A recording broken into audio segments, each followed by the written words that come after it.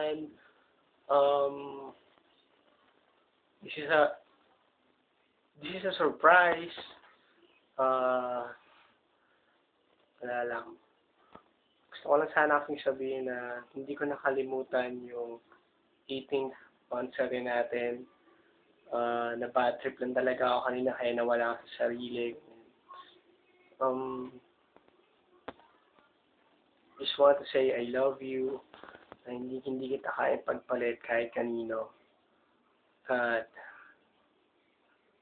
I can't wait to marry you, hon. Just come back home. I love you. Bye-bye. Mwah.